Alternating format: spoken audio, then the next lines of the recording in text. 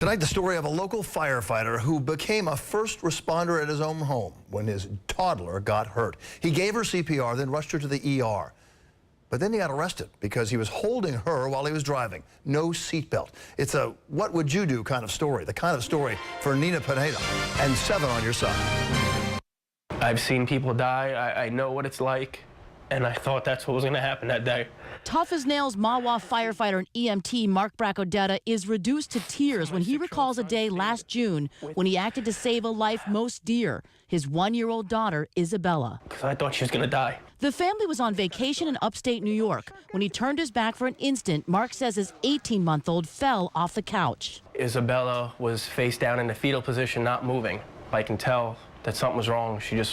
Her body was lifeless. The father says he performed CPR, revived her, and instead of waiting for an ambulance, climbed into his own car and raced her to the hospital. Knowing the response times, knowing that she was already unconscious and wasn't breathing. Mark demonstrates how he drove that day, his daughter in the front seat, unrestrained over his shoulder. Head stabilization, neck stabilization, that's paramount. He raced down the highway and, he says, sped up to 97 miles per hour to flag down a trooper going the other way. He came up to me, started yelling at me that she can't be on your lap. I said that I was a fireman. I was stabilizing her neck. The trooper eventually loaded Mark and his daughter into the patrol car and unrestrained drove them to the hospital. Once inside, the father said the trooper charged him with 2 seatbelt infractions and a speeding ticket. He admits an argument ensued and he swore at the trooper. That's when Mark says the trooper arrested him for endangering the welfare of a child.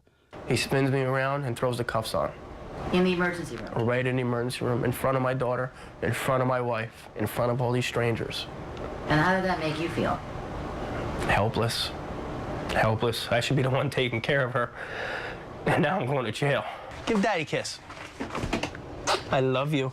Isabella has recovered from her fall. A local court dismissed the arrest charges after Mark pled guilty to a traffic infraction. He's opened a case with Internal Affairs, alleging the trooper acted inappropriately.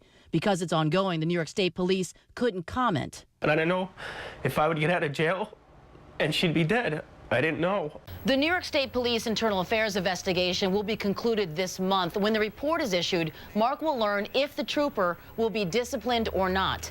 Safety officials always urge, in an emergency, it is best to wait for an ambulance. In the newsroom, Nina Pineda, Channel 7, Eyewitness News.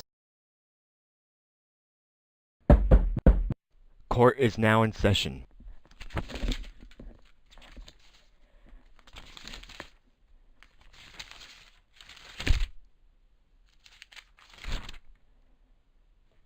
Well, this goes directly against 2 laws that I have here. The first is the National Maximum Speed Law passed by U.S. Congress in 1974. This entailed that speed limits are not to be set above 55 miles an hour, or their funding is cut for highways. This second law is an unnamed seatbelt law, in which seatbelts are to be worn at all times by all passengers. It was passed on January 1st, 1968 by Congress. And your case goes directly against what is stated here.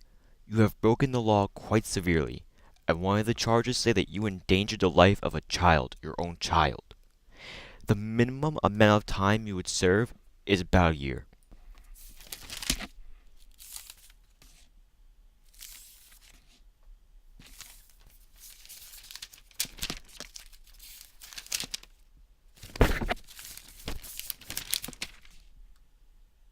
However, given the circumstances, I believe that the charges are dismissible.